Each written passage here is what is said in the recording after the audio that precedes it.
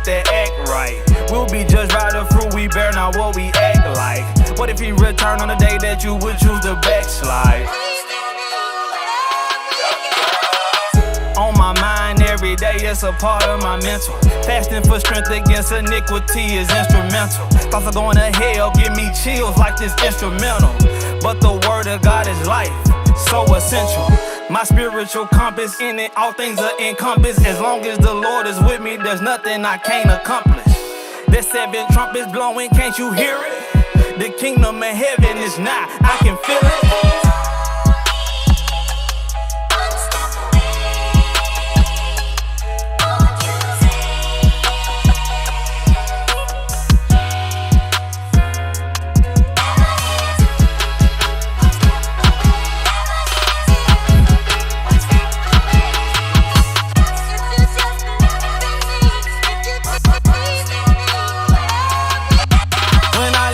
Hope heaven is my final destination. We all gotta go, I'm just making preparations. One night it's gonna be beyond my wildest expectation. Only way to find out, got to get that invitation. First requirement is repent.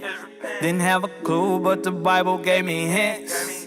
Keep the commandments is the only way to get in. That's why I do my best to stay away from sin. Trying to share this with my family and friends. For some reason they always on the defense. Man, this generation love to follow trends. Can't cater to it cause we almost at the end. Gotta keep pushing, going strong. Stay on this path even if I'm all alone. Can't go back to the ways of the world. Gotta get this kingdom cause Yeshua's my referral.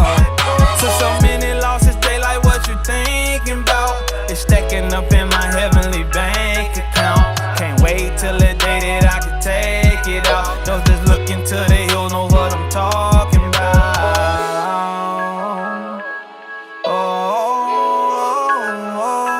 Cause heaven is only TBT Radio Live. Step away. Oh boy, COE just missed another one.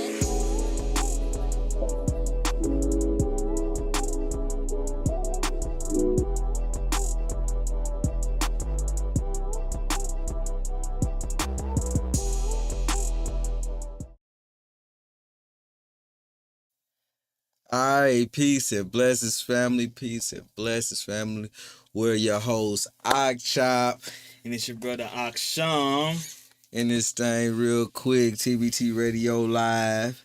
Y'all already know we about to get ready to get in on this thing real quick. Appreciate for everybody coming through. Shout out. All right, so check this out real quick, y'all, because we got to have our headphones. But right now, we ain't got our headphones. We need to get our headphones. So we're going to ask that y'all give us a 2 to 3 minute grace period real quick. But we got a prize for y'all. For everybody that's going to wait for us for a second while we grab our headphones. We got an exclusive track. We got an exclusive track that we're going to premiere right now, today.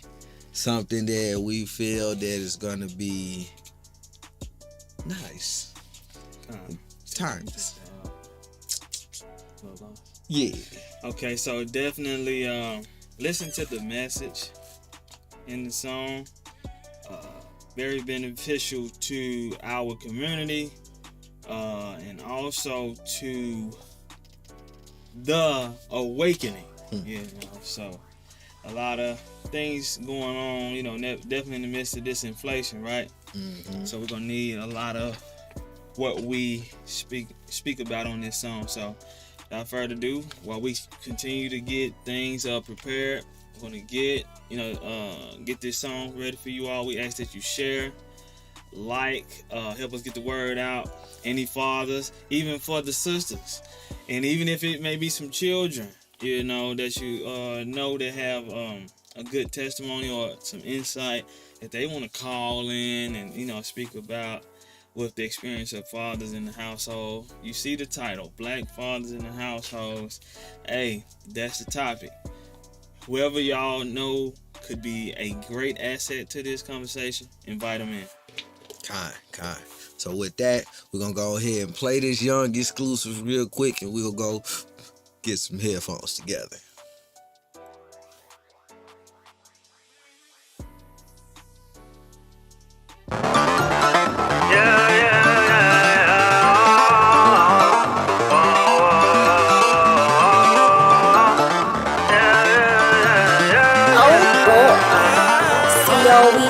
I know that you did me wrong, but I won't hold no grudge though. Used to be up in my feelings. I promise I used to be cutthroat. It's best if we had a discussion. Can't hold all this malice and on the low. Don't throw that brick, take it and build. Some things that just take time to heal. Yeah, ain't no love lost. Ain't no love lost. Ain't no love lost. Ain't no love lost. Ain't no love lost. Ain't no love lost. Ain't no love lost. Shake that you will dust off. It's hard to forgive when you've been crossed. Gotta show mercy, the same that he gave me. Can't be an eye for an eye, then who gon' make peace? Yeah, it's easy to do something you bound to regret when it's how you really hurt. It takes strength to suffer wrong when you're right and still be the bigger person. Problems is bound to happen. Let's build from it like a family. When we have controversies, then we resolve it. That's what the devil can't stand to see. If I wronged you, it's my bad. I own up to it's my fault. We can't sweep the thing up under the rug. You can come to me and let's talk. The enmity, we need to kill it. To the nations, we really look silly. If you say you're trying to nation build, then this song I know you gotta deal me wrong. But I won't hold no grudge though. Used to be up in my feelings. I promise I used to be cutthroat. It's best if we had a discussion. Can't hold all this malice and on the low. Don't throw that brick, take it and build. Some things that just take time to heal. Yeah, ain't no love lost. Ain't no love lost. Ain't no love lost. Ain't no love lost. Ain't no love lost. Ain't no love lost. Ain't no love lost.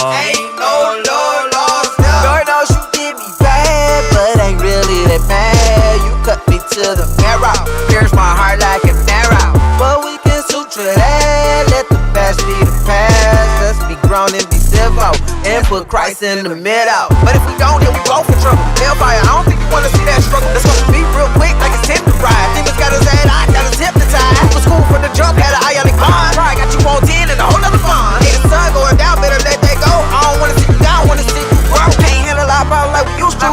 Gotta stay linked up like Bluetooth. My brother, my sister, my mother, my homie, my partner. If you do what Christ do, we gotta love more, grudge less. We on the same side, we ain't in a contest. If we in it together, we in it forever. We gotta do better, even though I know that you did me wrong, but I won't hold no grudge though. Used to be up in my feelings. I promise I used to be cutthroat. It's best if we had a discussion. Can't hold all this malice and on the low. Don't throw that brick, take it and build. Some things that just take time to heal. Yeah, ain't no love lost. Ain't no love lost. Ain't no love lost. Ain't no love lost. Ain't no love lost. Ain't no love lost. Ain't no love lost. Ain't no love lost.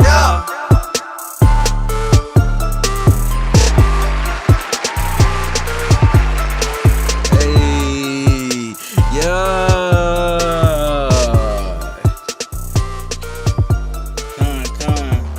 Pray that you all enjoyed that song. That song, we had that song for a while, man. We finally put it out. It just kept having a need to come out, so we went on and put it out. It was one of those songs we were like, well, we just gonna hold it, keep it to ourselves, as a reminder for ourselves. But I think it's definitely something that the world needs and that we all need to be reminded of. We gotta show more love, willing to build, and that's the root of everything that's going to heal us as a people, which stems to today's topic: Black fathers in the household. Overall, and like I said, it ain't gonna just be me talking. We got a guest. Actually, have two guests that's gonna eventually be with us, but I'm speaking about the guest you see on there, the suave guy, you know, Suave. the guy that representing Black Fathers real good. Yes, sir. You know. Yes, sir. Let's So get we're gonna it. get ready to bring him in, and then we're gonna get this topic going. So let's bring our brother Absalom. Let's get him in here. Absalom. Look, hold on. How we? Boom. Wait, look. Come on now. See, it's Zoom for you, boy. There. Welcome to the show, Let's get him off mute so he can Yep. they can know and get the chance to hear him. Shalom to everybody here. Shalom. See if you can unmute it Hit your mute button there.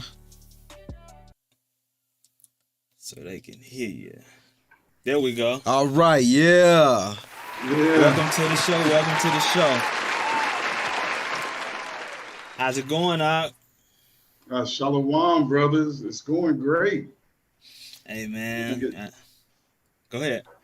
It's going as great as I think it can be at this moment in life. Hey, It's going good.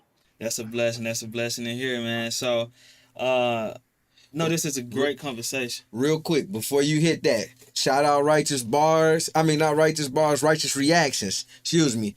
He got the first that I know virtual talent show. Make sure details for that virtual talent show on the 21st of August. Let throw the information down in there for the virtual talent show. This one for Israel, y'all. Let's do it. Con.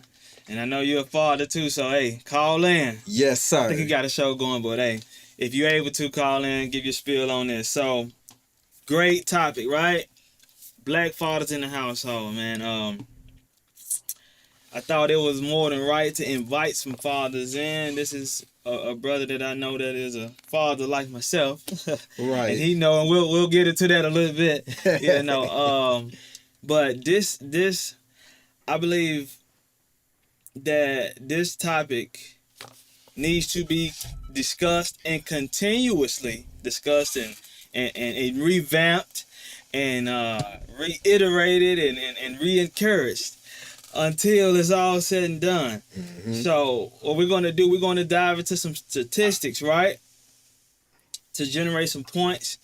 And we're just going to build from there. This is an open discussion. It's not just for the men, sisters. We want to hear sisters, mothers, daughters. We want to hear from you all as well to see how important this topic is in the upliftment, empowerment of our people. Right? So we're gonna go to it, man. We're gonna pull up some statistics. We're gonna read off a little bit. Scroll up. Let me y'all excuse us there. We're gonna get you going here. Yeah. Okay. So I'm gonna pull it up, right? Yeah. I got my own little trusty over here. Cool. So we're gonna Go ahead. You wanna zoom in? Let's see. Let me see. I got you. Yeah, we about to get this up so y'all can see it. All right. Just scroll like that. Let's get them advertisements off of there. And then what's this here? Hope that's yep. All praise to the Most High. Yep. All right. So when you put it up for everybody to see, we're gonna dive into it. All right. Let me see here. Where we going? All right. We on. All right, so as you can see right here, right? One of the things that is evident, or that is evidently plaguing the black community is fathers not being in the household. I think we all can agree on that, Con? So we're just talking about it. We're going to get the good, bad, and the ugly. It ain't all bad. Things are taking a turn for the best, but we gotta speak on some things that's been going on that has been a cycle, right? Mm-hmm. So we're gonna dive into the facts, all right? This article starts off with fatherless generation, all right? It says fatherless generations. It says the statistics is 63% of youth suicides are from fatherless generations. 5 times the average. 90% of all homeless and runaway children are from fatherless homes. 85% of all children who show bad behavior disorders come from a fatherless home. Now these are the statistics. Now y'all stick with us. It says 80% of rapists with anger problems come from fatherless homes. All right. 71% of all high school dropouts come from fatherless homes. So, what are these statistics saying to us? Fathers being in the household play a big role for the children. And we have to step up to the plate. We have to understand our duty as men, right, that are having these children. We should be there, all right? So, brothers, what is this something that you all knew? Or, yeah. No, I mean, this for you, for I. Then we had our deacon, Alam, come in.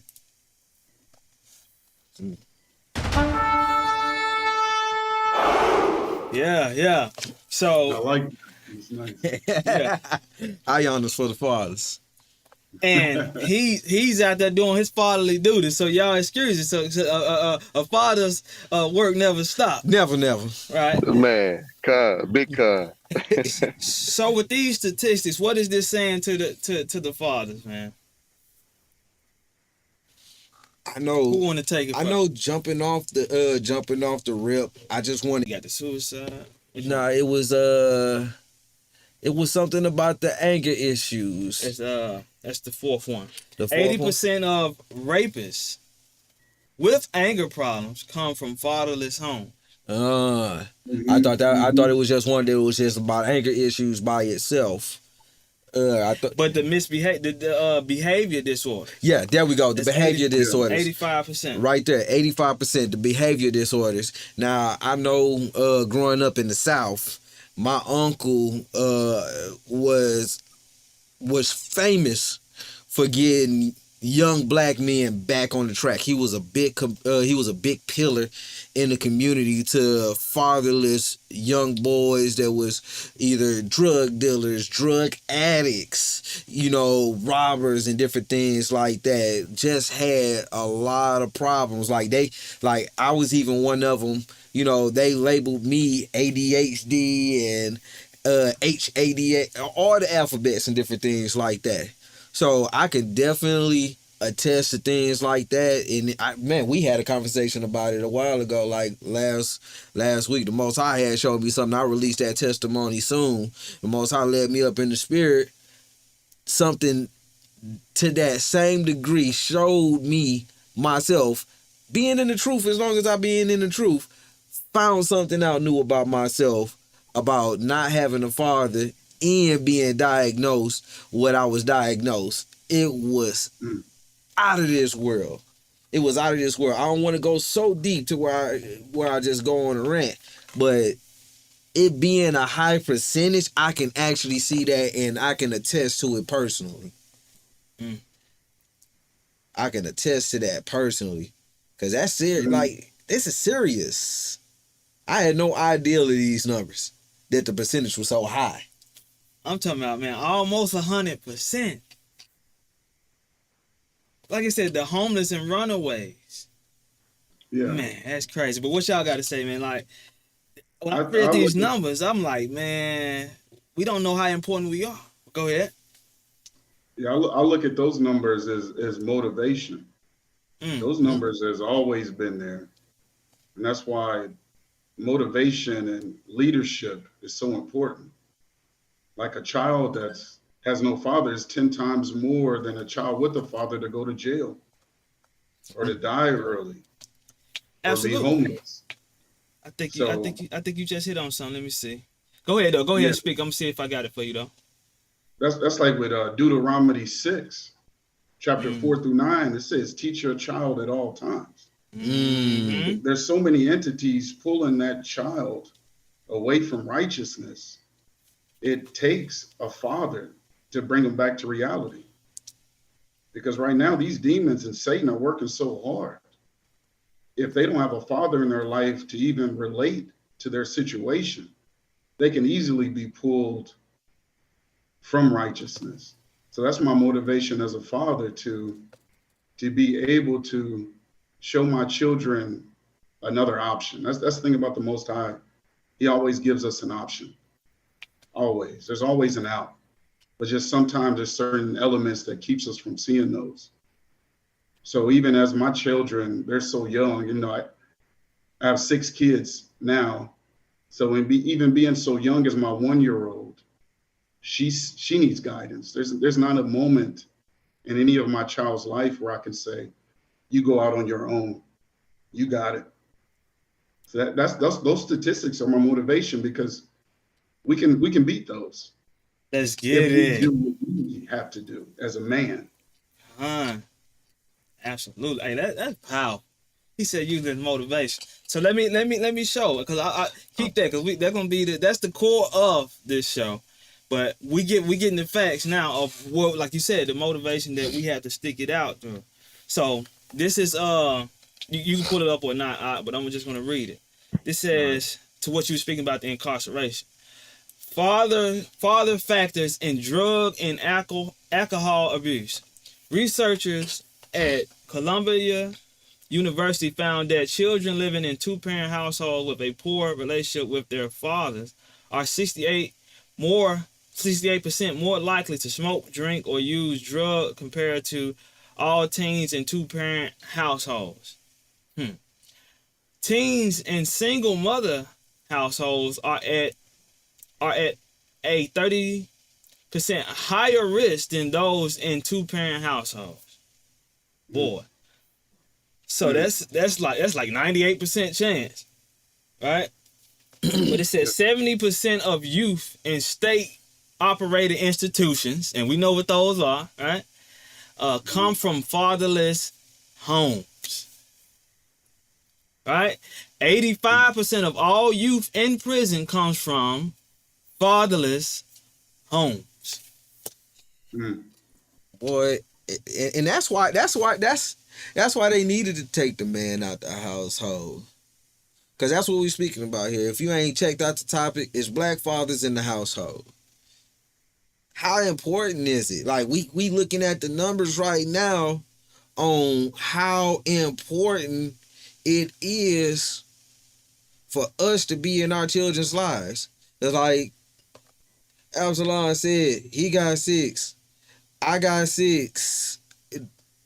How many you got? I got 7. 17. That boy said 17. But he right there with me. 17. Nah. I ain't got now that 17. Yeah. How many you got, Alon? I got 6. You got 6? Yeah. All right, we right behind crazy. you. Yeah, we all neck and neck, it looks like.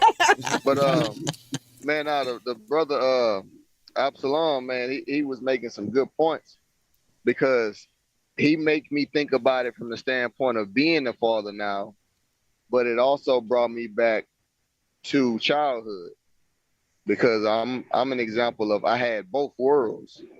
You know what I'm saying? My daddy died when I was 13 years old. So I experienced the beginning of my life of what it's like to have a father, and I experienced the latter end of what it's like not to have your father there. And man, growing up in the areas in which we grew up from, you know, the habitation of the Jews, grew up with where majority of the people there look like you, right? And I would find myself only having my father for 13 years of my life, and then we know you only start really remembering stuff from the age maybe 4 and up.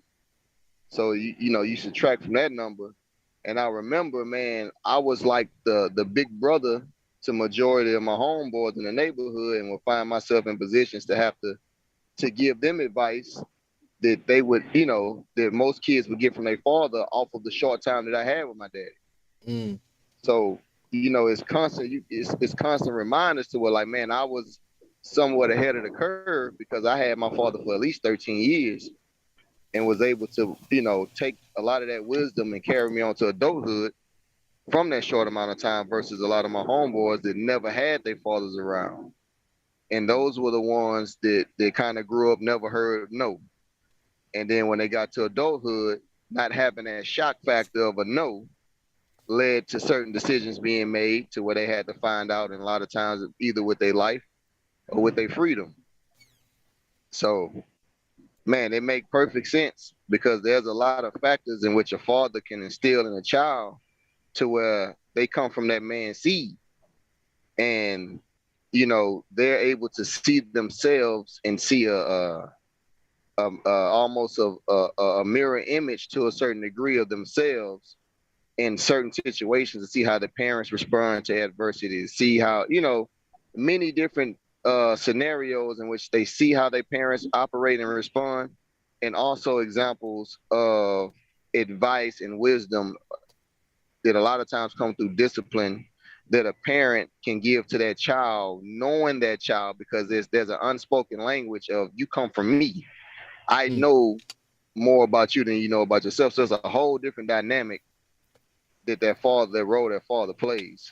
And even what you saying that, like, that's something big. Like I like, because I'm with my children all day every day, so I'm watching my children grow all day every day, looking them face to face, in their pupil. And I know y'all know how this feel, like when it's certain things, like as a father, you get frustrated with your children, but then they look at you with a blank stare and you look down into their eyes and you just in that moment where it's like, I understand. I know why you feel the way you feel.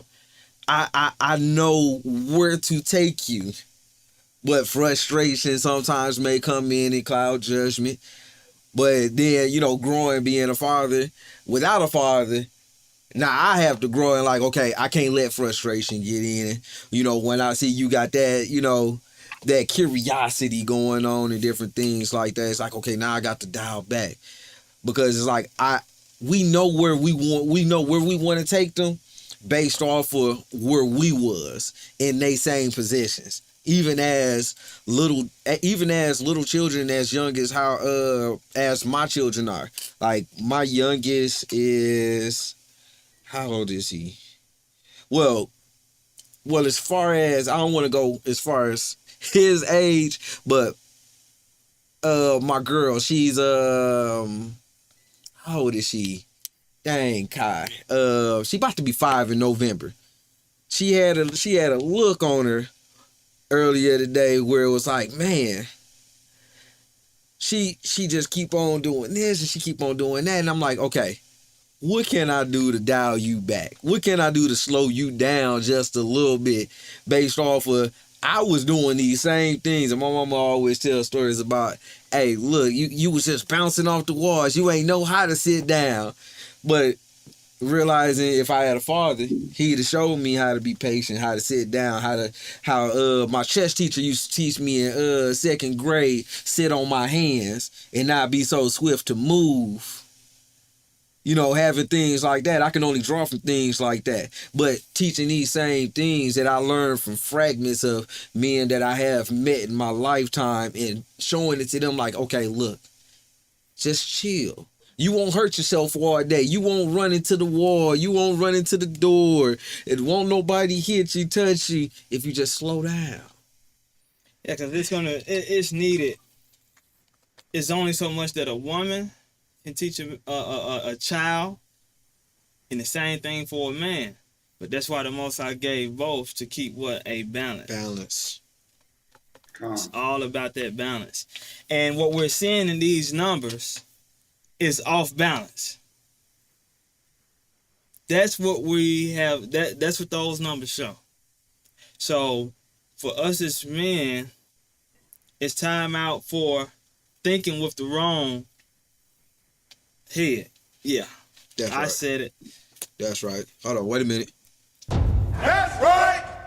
if you're gonna do it, stick to it. That's right.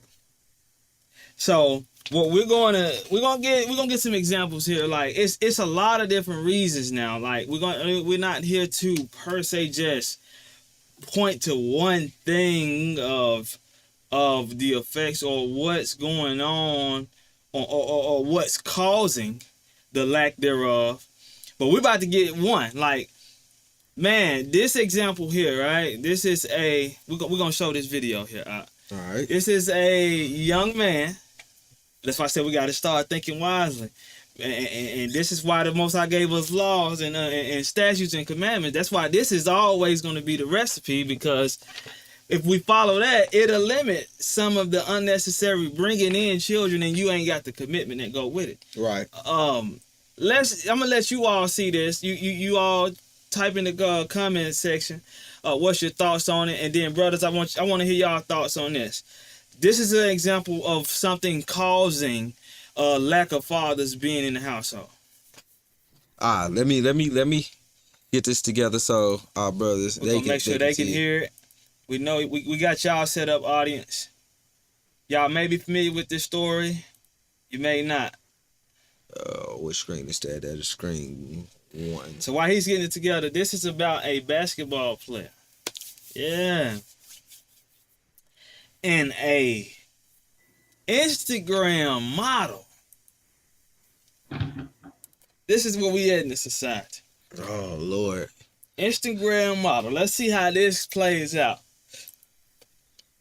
All right, brethren, y'all ready? 4 minutes. We're gonna play this.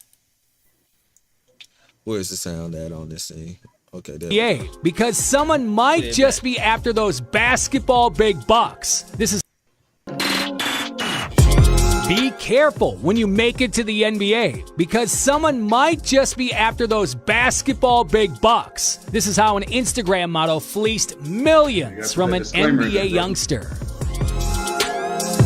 Fair use for educational PJ purposes. Washington is just 22 years old. He's only been in the league for a few seasons, but he's already messed around with the wrong woman. If you truly prioritize your peace, you have no problem embracing a little mayhem to clear things out of the way. And will now have to part with $200K each month for the next 18 years. In May of 2021, Washington's then new wife, Instagram model Brittany Renner, gave birth to his son. But 2 weeks later, she secretly filed for divorce. After a legal battle involving the kind of court that PJ isn't used to, Washington now has to pay $200,000 a month in child support. You might be thinking it's not so bad for a well-paid athlete. He's an NBA star. He has plenty of cash to splash. The youngster currently earns around $4 million a season. But when you consider that Renner's piece of the pie will be a 6-digit slice every month, she's taking over half of Washington's money each year.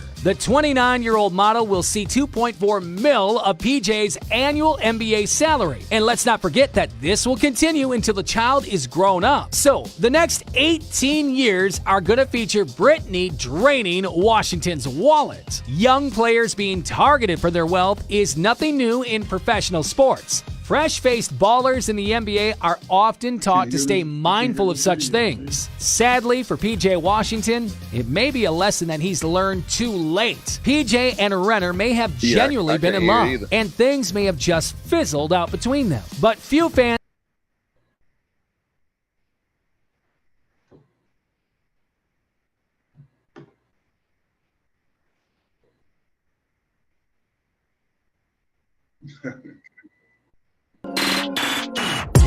Be careful when you make it to the NBA, because someone might just be after those basketball big bucks. This is how an Instagram model fleeced millions from an NBA youngster.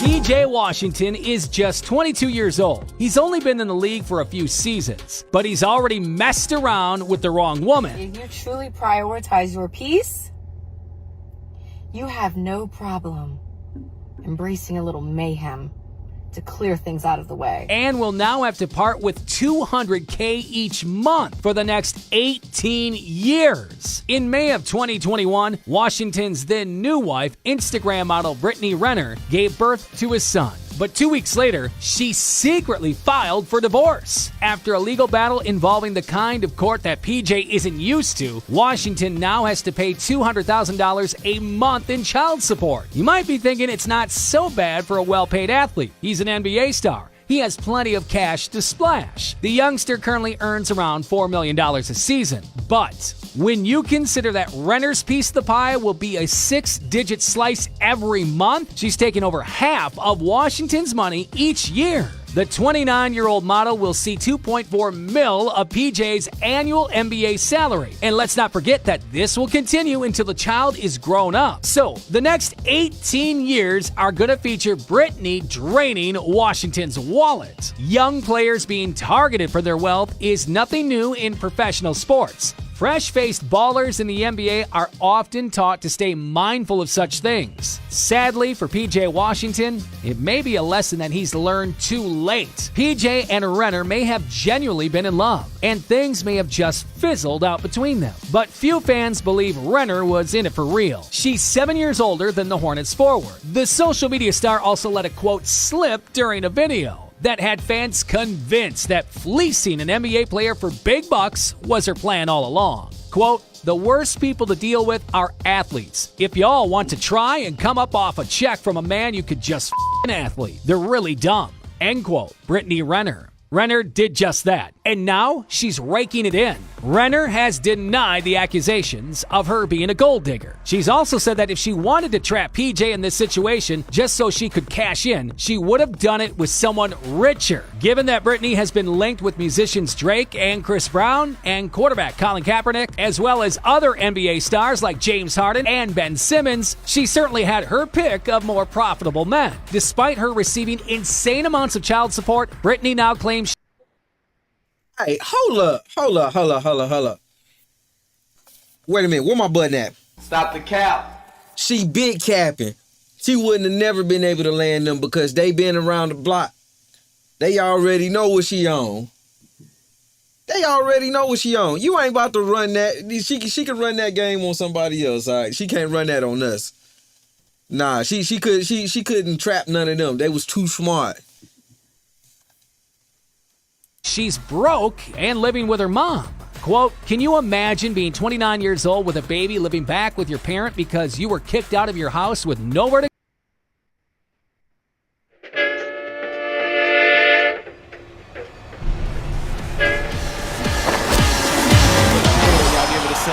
I know how to put on I ain't never seen an ad on Facebook. Man, they trying to add everything. to go without a vehicle?" End quote. Brittany Renner. The scandalous saga is far from over. Both PJ and Renner have taken shots at each other on social media. Brittany regularly lets her 5 million followers know how she feels, and that only inspires PJ to send out jabs like this one on Twitter. Quote, "You can never build a kingdom with someone who still craves attention from the village." End quote. PJ Washington. The 22-year-old is now paying for his mistakes, quite literally. Amidst all the drama, though, Washington maintains that he simply wants to see his son. Here's hoping that both Brittany and PJ can put the quarrels behind them, and the former Kentucky Wildcat can go back to focusing on his game. His future in basketball is bright. He's a vital part of Charlotte. So we're going to cut it right there, family. All right. So I wanted to make sure I got it all the way down to the part where it stated he's trying to become more mature about the situation and stating that he just wants to see his son. So, and you can tell this is planned, right? And I want to hear y'all input. I'm gonna give my little spiel a little bit. You can tell this is planned. The whole stand with the mother thing, that's the cover up. Not going and buying that car that she can readily go get, that's the cover up. So, because if she go do something stupid, now they can be like, okay, we know what you want. She know what she doing, but this is a situation where the father is not in the household. It's not a the baby is not raised up seeing mother and father together. This is the problem. What do you have to say about that, Absalom? You look like you about ready to be like, man, what's going on here?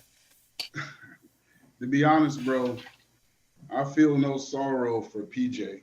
Bring it out. You know, when I plant, you know, I do a garden every year, bro. And before I plant my tomatoes, before I plant my cucumbers, I make sure my soil is correct. I know all about the pH level. I know about the soil I'm putting my seed in. Okay. Took it upon himself to lay his soil in some in the wicked part of the ground.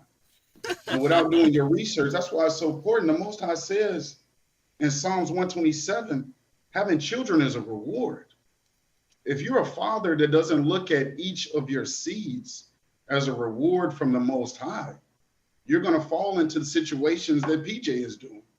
PJ didn't appreciate his seed, and he laid it in a woman who doesn't either.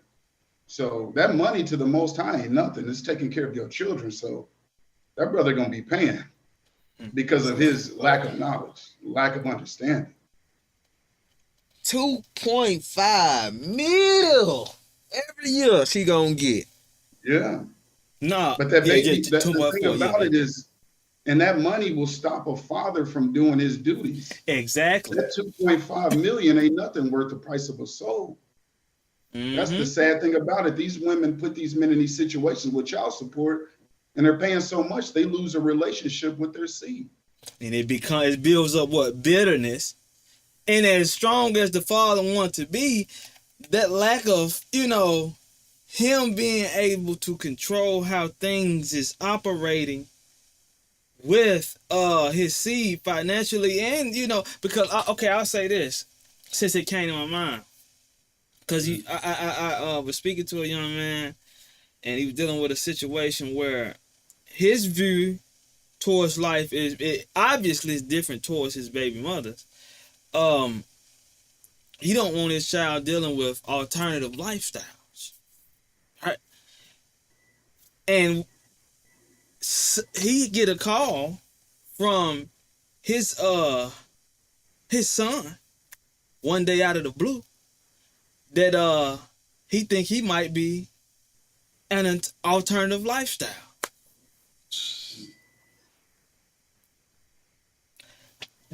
Not at the age of making this decision though. So where is this coming from? Liberty. The liberty that them children gonna get, because a mother like that is not focused on being a mother. That child is like, the value of that child more than likely to that mother is no different than a handbag. And that's sad too, man. It's like, how could you even think of? You didn't involve the child in a situation just for you to get a come up? Yeah. But think about it. We only have two options. We got two people. Either you serving the Most High, you serving Satan. If she don't have the Most High, of course a handbag is more valuable than anything. Of course that money is more valuable than anything. They're not even thinking about having a kingdom. They're not thinking about raising that child together. All she wants is the money out of it. That's the sad thing about it. There's a lot of women out there who's looking at it as a come up. But that goes back to righteousness and appreciating your seed. Yeah, and it goes back to what you just stated about us men making sure that our soil is good for the seed. That was a that's right moment. But go ahead, Do y'all know if that brother, if the PJ brother was his father in this life? Was that information ever put out there? I don't know. Because clearly that brother was walking into a situation completely like, you can tell that no one ever had that conversation with that brother when it comes to what to look for in a woman. No way. What's his name? PJ? Is it Tucker? think it's Washington right there. So that is key that you brought that out, because somebody should have been there, and this is how we know that fatherhood don't stop at the teenage year, the toddler stuff. It's throughout your life, and that's why it's important for us to, respect our parents. Like the four fathers did. They was, your Isaacs, your Jacobs. They was with their parents. I mean, their fathers, those that was blessed with them for, 30, 40 years. We think we 18. Now we get to smelling our unders, like, how they used to tell us, man, you smelling your drawers now, ain't it? Mm-hmm. Look, Wikipedia only care about his stats. They won't even tell you about nothing about whether he had his father and his mother. Neither. No, he probably didn't. And to touch on what I just said about it's never done. Well, Proverbs 17:6, the grandchildren are the crown of the aged. So we're not only looking to raise our children, we're looking to see our grandchildren. So that tell you how busy a parent is going to be. I remember my wife told me, we got 6 kids, and she kind of wanted another one because she felt like once they got older that she might not have a duty. She might not have lack of responsibility for children. She loves being responsible for the children. That warms her soul. Ooh. And I told her, baby, once your children, you're going to have, if each of them had one child, that's next thing you up to 12. If they have 2, that's 24.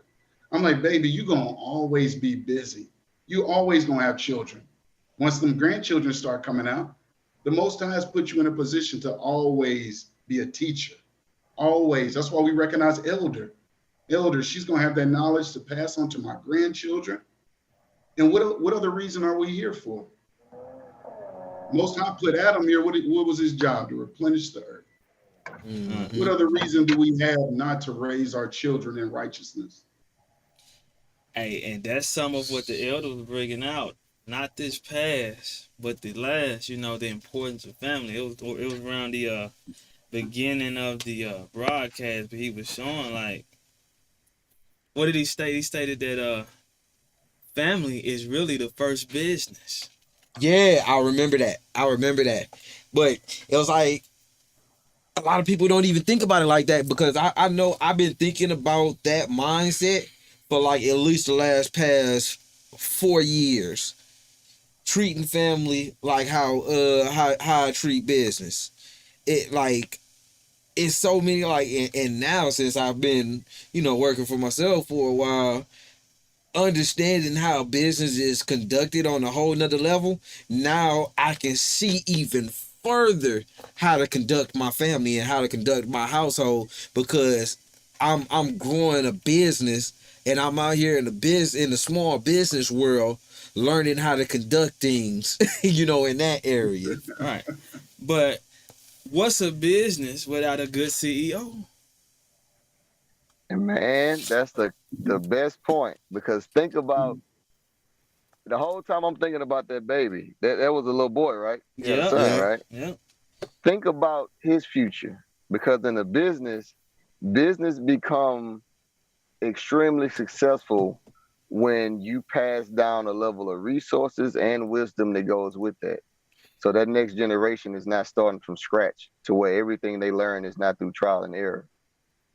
So think about the resources, $250,000 a month that's going into a black hole, because that's what that is. It's going to be spent on, it's basically going to be, that's $250,000 worth of money that's going to be used in the form of being a consumer. That can be inheritance left down to that young man and his children that would benefit their children, and so forth and so on. That's a perfect example of the in the Willie Lynch letter, when it talks about what they were going to use our women for, which would be good economics. because they would give money back into the system. And that $250,000, every penny is going to be given right back into the system.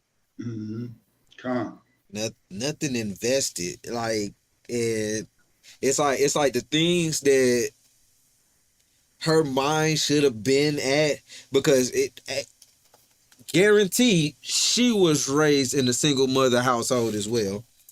Because what it is stated, she stays with her who? Her mother. It didn't say her parents. Her mother. So context clues prove it. So with her being in a single parent household, not having both mother and father, or just lacking the father, she'd have been told, like how it is in the scripture, hey, don't be going out here just doing no stuff like that. Right. Exactly. So this shows, and we're going to get another example here, right? This shows that, we may look at it as, well, if the father's not in the household, it's going to affect the son more than anything. It affects the daughter too. Exactly. Big car. Because she's not going to know how to treat a man, how to receive stern correction, because to see that growing up, you understand it when you get in a relationship, right? You know what is righteous sternness, and to know, okay, that ain't what Pops did, so that we ain't going there, because Pops gonna let you know this is what you don't allow. Yeah, it's a respect and honor. They develop a respect and honor for a man. The same, so you can tell the way she operates, because I think all of us have daughters on here. I'm not sure about Absalom. Absalom, you have daughters? Yes, sir, I have 4. Oh, hey, brother. Boy, praise the boy. You understand. I got 5. Lord have mercy. But, we would hear that phrase a lot. A daughter's father's her first love, because she learns how to operate with their father. She learns how to respect and honor and not want to disappoint. Like I use all my daughters are like that, but my oldest daughter, she's more afraid of disappointing me and me fussing at her than the whooping. So you can tell the way that young lady operate, and to a degree, you kind of almost feel bad for the sister, because respect for a man, which like Chop said, context clues. More than likely, she didn't grow up in a household with a man, so she's oblivious to those principles. She's oblivious of what it looks like to be in an environment to grow a level of respect or honor towards a man, because it's not a reality to someone that grows up in an environment in a household where there's no man around. Even so it's not even a reality. But even check this out. Like if we was back in the old covenant, a woman couldn't even secretly go get a divorce. No. It wasn't even a choice of yours. No. Exactly. Not and I pray sisters don't take that the wrong way. It's script, no lip. It's not a choice of yours. You got like, and this proves why the Most High said it like that. Usually it's the man seeking. If it's gonna be an divorce, it's the man. She a Proverbs 7 all day, bruh. She a Proverbs 7 all day, looking on how to get his purse, and then suddenly there's a knife in his gut, and that's child support. And not only do they miss out on that aspect, but they miss out on how to love someone. One of the things I try to promote in my household is me. I want my kids to see me kissing my wife. I want them to see me holding my wife. I want them to see the comfort that a man can give, because I expect my girls to seek a man who's going to give them that comfort. I don't be graphic, but I might touch my wife's booty. Yeah, son. I do it on purpose. They'd be like, ew, daddy, ew. But once they get a little older, they understand. Daddy loves his wife. Daddy only wants his wife. And that's what I want my sons to know. Me and my wife been married over 10 years. And that is, I still look at my wife like, Yeah, So I do that in front of my boys to be like, okay, son, when you get married, your wife needs to be your ultimate. And that's what's going to carry on to your children. And they're going to see that. That's deep, right? Because that's real deep. That example, bro, like I stated earlier, my old man died when I was younger, but it's like, it's a reality. It's a reality of when I became of age. Now, granted, the world told me like, okay, you're supposed to be this, you're supposed to be that. But ultimately, all I knew from my father, my grandfather, all I ever seen them with was one woman. They was married. They raised their family. So that was normal to me. So that was like, it was an expectation that was there that you don't even think about it because it's within you. You wasn't given an example from what you came from of another lifestyle. That's what you know. So anything outside of that is going against the grain. So that's deep because them boys are gonna grow up and repeat what they seen. And if they don't repeat what they seen, then they going in another direction, and it's gonna be foreign to them. Because I did the whole, the whoremonger lifestyle, and when you've been exposed to do things the right way, that stuff get old quick. You know what I mean? And you go back to the way you was trained. You go back to how, like the scriptures say, train up a child in the way they should go. You know, they won't depart from that. So you're gonna go back to what's normal to you, what feels right to you, what you've seen your whole life. So, and brother, about that scripture, train up early. That is such a powerful thing because I've started training my children early. And you can go very early. A lot of people think, 7, 8. You can go so early and they'll never forget. Like there's scriptures that my father and my parents instilled in me as an early age. And everything else aside that was a strange territory. The Most High will bless you if you just start. He will bless your children on retaining that information to where everything else from the outside world will seem ignorant. So even like now, you could start so early. That's why a Black father is so important, because as soon as that baby comes out of the womb, it is so important to instill values. And you might think it's too early, but no. That's why even now they say, if you put some jazz music on your wife while she's pregnant, it calms the baby. If you start reading scriptures, being a father at a young age, that does the same thing. And the Most High will bless that child. And that's why Proverbs 14:26 says, "And the fear of the Lord has strong confidence, and his children will have refuge." If I do what I'm supposed to do early, as soon as they're here, my children will be taken care of by the Most High. And that's my goal, is to start ASAP. That's what it is. And because Satan starts ASAP. Yeah, exactly. The child was even born with abortions. Exactly. He starting at the rubber. So, so that's running straight where I was going. Running straight where I was. That boy just slid that in there. He slid that in there. Look, y'all put a telescope on it. I was trying to hit it, but going straight into it, that's 100 with teaching them early, and that's one thing I do with my children as well. Like when it comes to praying, like even though they may not know the words, they be on the floor with their face on the floor. They may be playing around, but they know when it's time to pray, they just face on the floor. They be playing. We gotta teach them how to, get that order. But like 1 year old, they on the floor. My daughter, she 1.5. She like, when it's time to pray for food and different things like that, she ain't saying the words right, but she know the cadences of them. See, yeah, she know the cadences of them.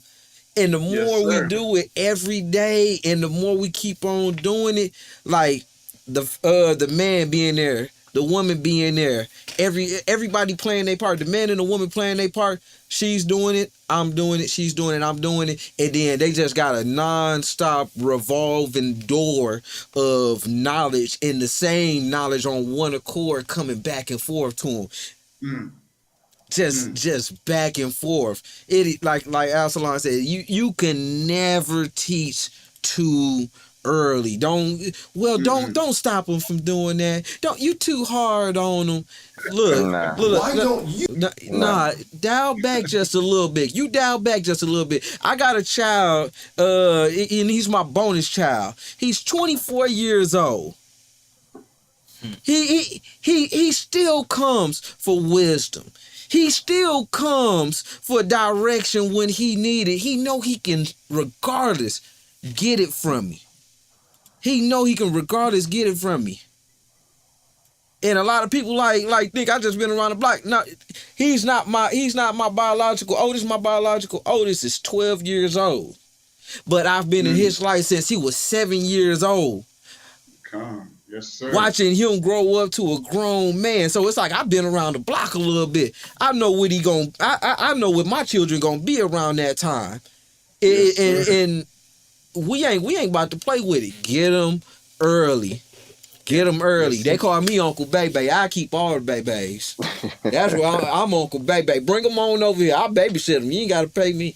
Yeah, and see, that's what we're doing. We're going back to the instructions of our fathers, which is in the script. So, like I said, man, if that's inspired something, so I mean, that opened up a whole can of worms with that vid, right? So we're gonna play another one, right? We're not gonna play it all, but I want to ask this question before we go into it. Y'all can say whichever one your answer is. What's most important? You don't have to give a statement. We're gonna get into it more after this. After this video, but what's the most important thing that a black or a father brings to the household? What would y'all say? Structure. What you say, Absalom? Knowledge, understanding, and the truth. Okay, what you say? I had to hit with that structure. Okay. Structure and direction. Okay. Yeah. So let's watch this clip, y'all. Security. This is sensitive right here. This is sensitive, so y'all bear with it, but brace yourself for it.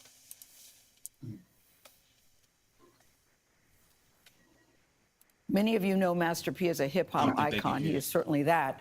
After his song Oh, Make they- Him they- Say Top Y'all the can hear charts, he went on to build an empire investing in everything from fashion to real estate and spreading a message of racial equity through financial empowerment. That was his thing, still is his thing.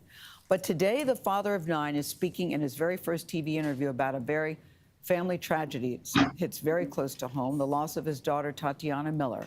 She was 29. She'd been battling substance abuse for nearly a decade, and she openly discussed her struggle with addiction on the reality series Growing Up Hip Hop, where Master P and his son, Romeo Miller, encouraged Tatiana to get help.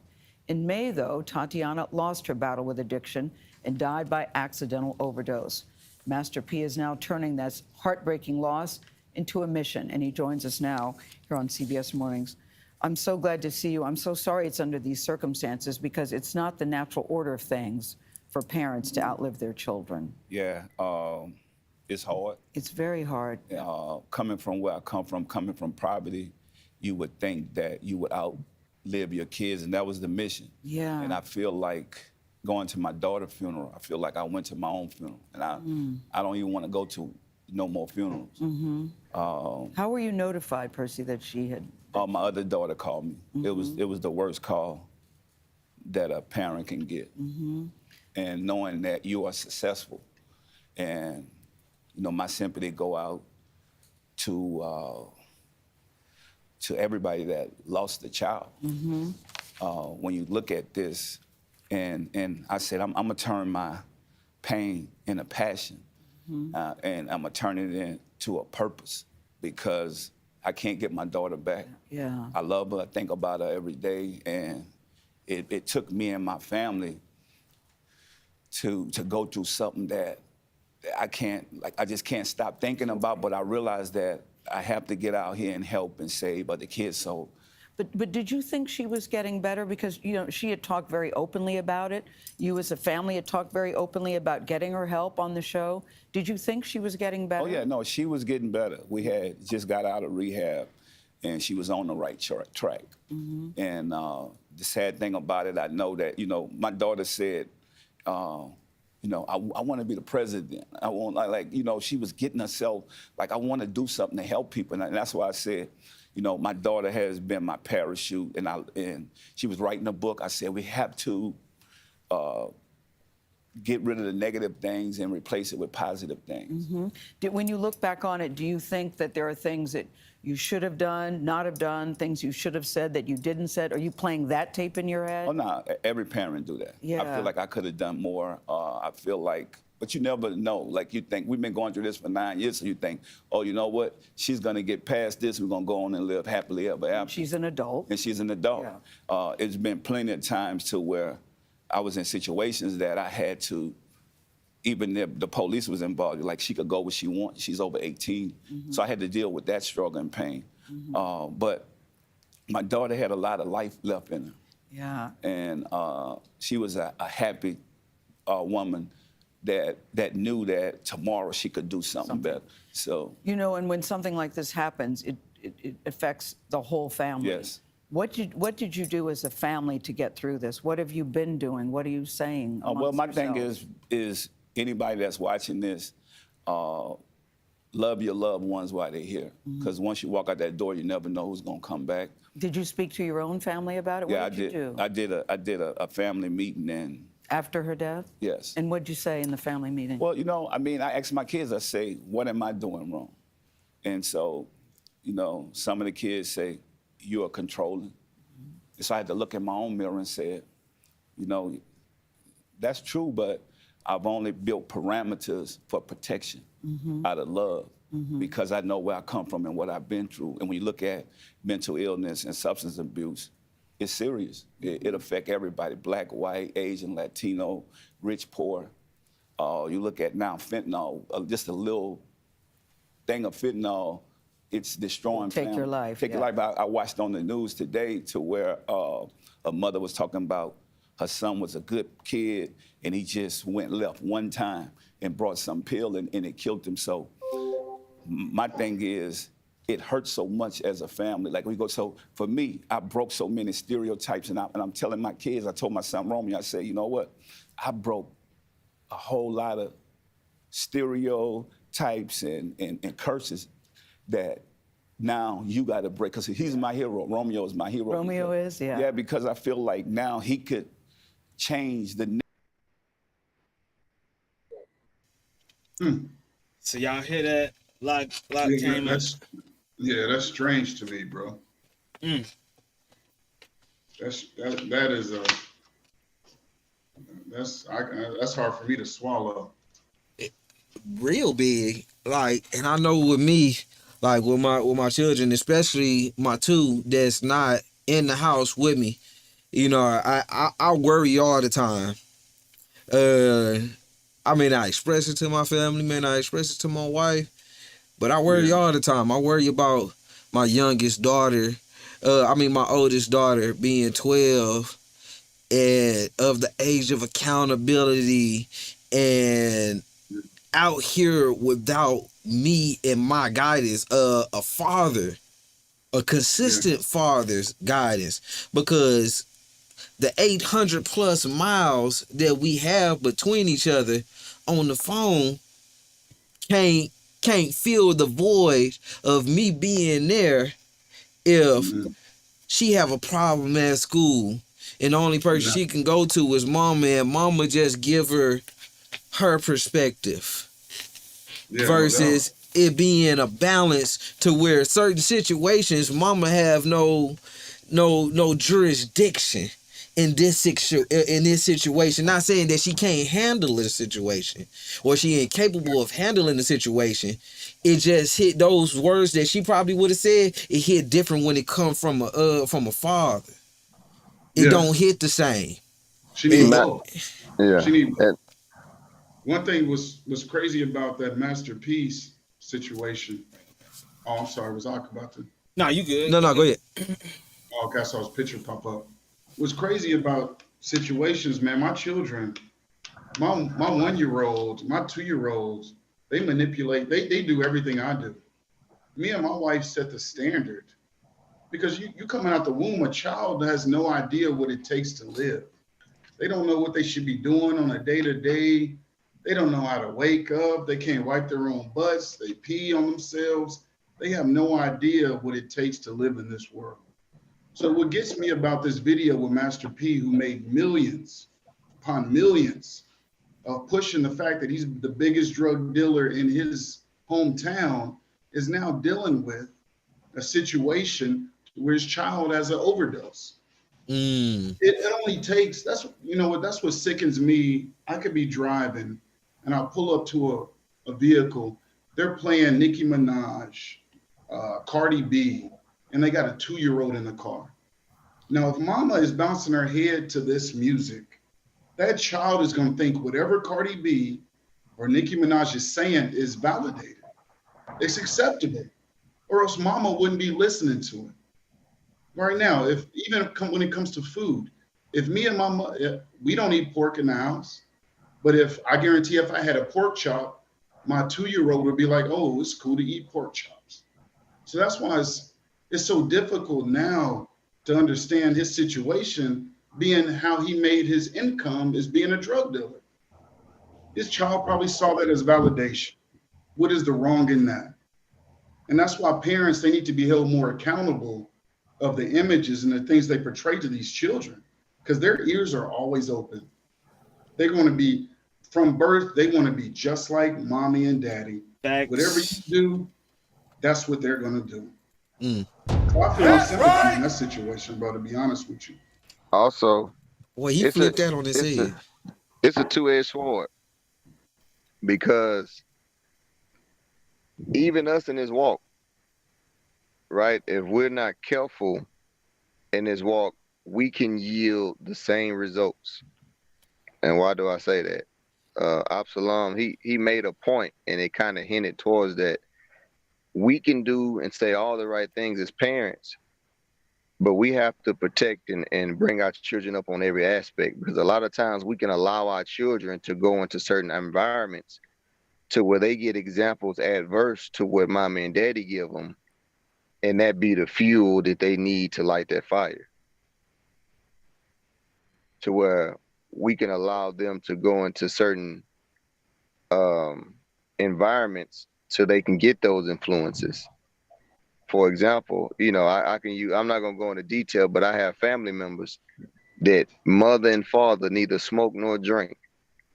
So they didn't see that in the household.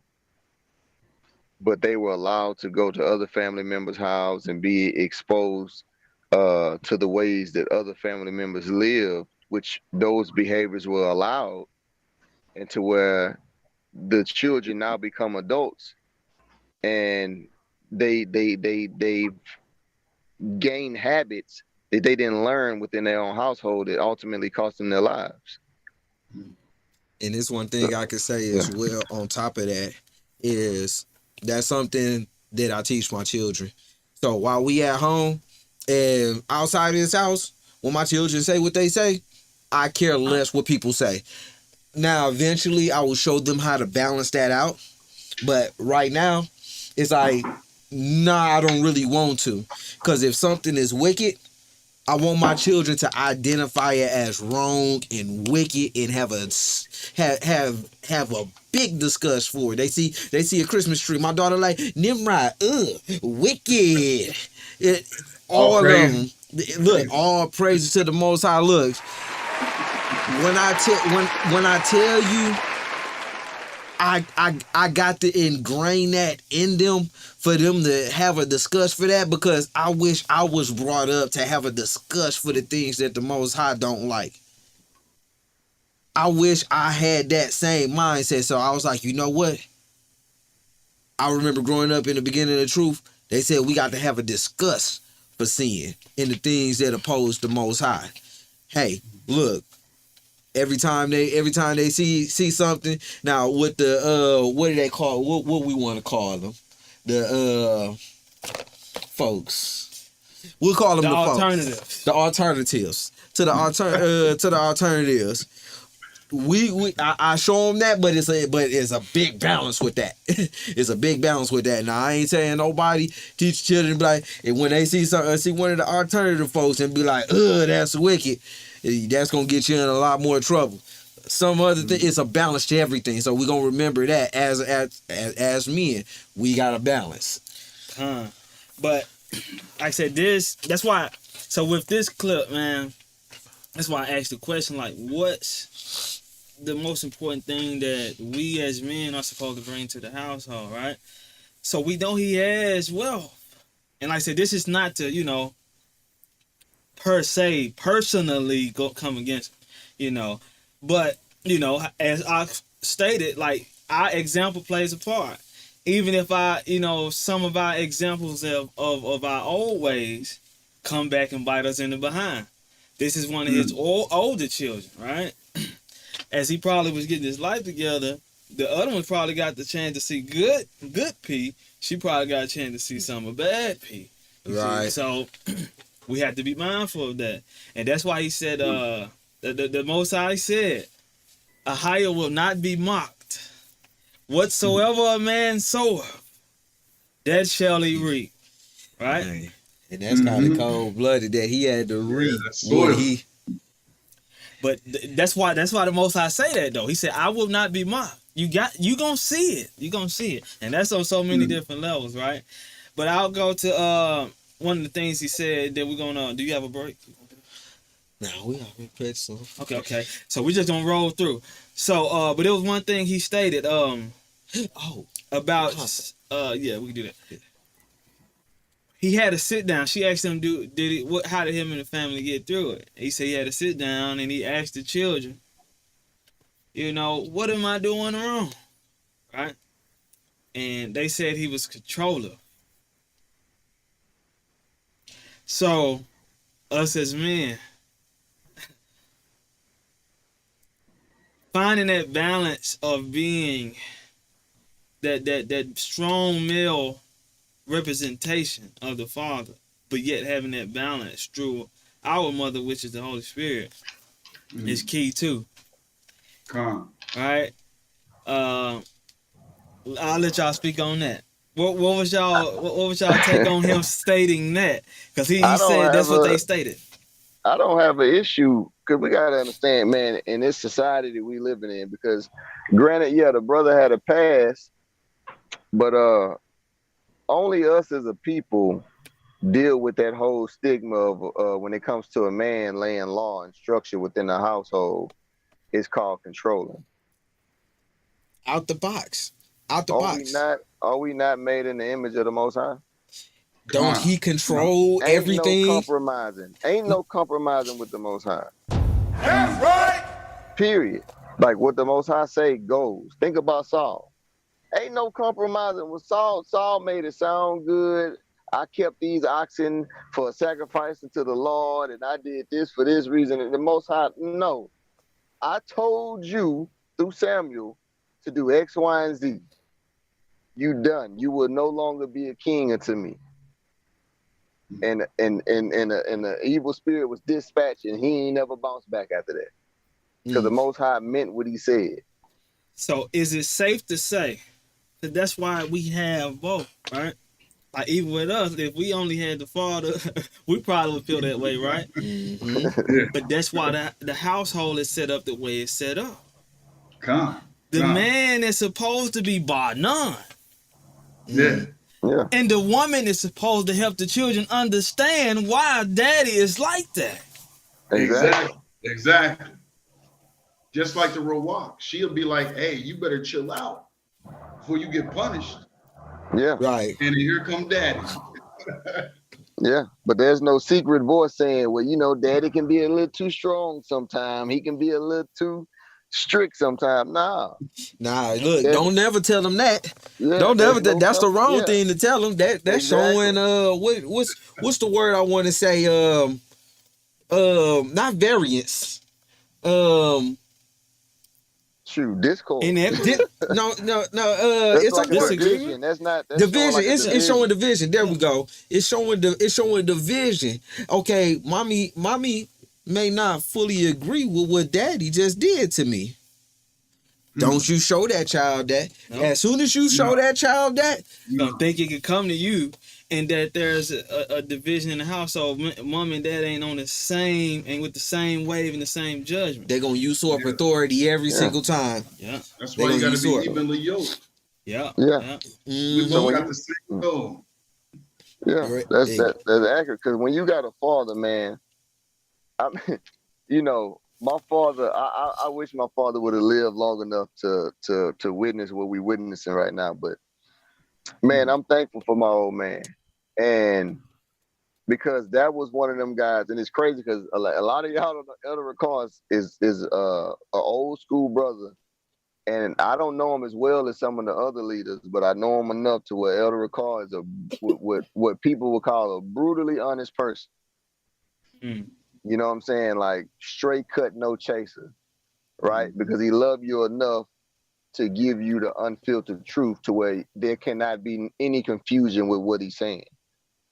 And my old man was like that. He would tell you the brutal honesty to where you would not get confused with what he's saying and what he means, to where you can try to run in another direction with it. And So go ahead. Go ahead. So No, when you have a father like that, a man in a household that sees the world, the ugly truth of the world. Because you got to remember, a brother like that was in the industry. He created a lane so he wouldn't be succumb to a lot of what the industry brings. So being in that environment, he's seen evil on levels, and not to mention growing up in the Calio in New Orleans, right? So this man, this is a person who's seen a level of evil in the likes of which most people don't witness, you know, especially when it comes to our people. So where you got somebody like that what would be considered as too controlling, which probably was giving his children the brute honesty and protecting them from certain things that they didn't even know exist. You see what I'm saying? To try to protect them from some of the evils, because this man was in the music industry. Think about some of the artists that came out of No Limit. Think about some of the notable artists that could have been with No Limit that was in the New Orleans area. Because you got to understand, New Orleans, the drugs of choice in New Orleans are some hard drugs. Like in Houston, the biggest you'll get is some syrup, some pills or something, marijuana. You know, that's the big stuff when it comes to the urban culture. In New Orleans, when Katrina happened, a lot of them cats came down here. They was running around looking for heroin. I'm talking about for hard stuff. So you got somebody that probably potentially was drawing a line with their children to protect them from certain evils, but receive opposition. That bears a major effect as well. Right, and what you're saying, that's exactly what he said he was doing. He said, I was setting perimeters to protect y'all, and they looked at it. They were looking at it as controlling. So at one point, and then we're gonna go to the next topic, right? At what point does it reflect of being a rebellious child? Is your view, the child's view of what the parent is putting in place, a rebellious child? That goes back to what we was talking about earlier. So when we was using the example when the brother was talking about how he operates with his wife, right? When Absalom was talking about how he operates with his wife, and that transition to us talking about how we revert back to what we see and what we know and what we were trained to do. You know what I mean? To where if we do anything outside of that, we're going against the grain. So if that man set perimeters within that household to prevent them things, and then the child would go in the opposite direction, that's rebellion. We got to call it for what it is. Because granted, yeah, the brother got to have a past and he operated a certain way. It's a lot of stuff that brother did, you know, before he was rich and famous that I'm guilty of doing. And, you know, as a repentant man, you know, I still deal with a level of regret sometimes, but also I understand that, man, I'm raising my children up and instilling certain principles in them to where they just like I didn't have an excuse because I didn't see my mother and father do some of the things that I learned outside the household. Mm. You know what I mean? To where they will be without excuse either. And if they go towards that, then they go into rebellion, and then we all have to pay a price. And I don't want to go outside the bar, but like, for example, within the church, when we do the baptism classes, all children that are 12, the children that are still living in the house with their parents, they have to go through an interview. And we have to understand that those children understand what they're getting into, that they will now be under accountability for their actions. And we have to know that they're ready. Because now it's on you. Yep. So, man, we gotta, you know, at the end of the day, man, the children, when they get to a certain age and become adults, they have to be held accountable too and can't hit the button. Because we all have a choice. We can't use the deal of, okay, well, I didn't learn this in my household, I didn't learn that in my household, to where when you able to get to an age where you can see the difference between the two, you have a choice to make. Straight up, man. Yeah. Straight up and down. So with that, on the next topic, we're going to get to it right after this break, and then we're going to get ready to wrap it up after this last topic. Y'all stick with us. Con. Y'all make sure y'all come back because this next one.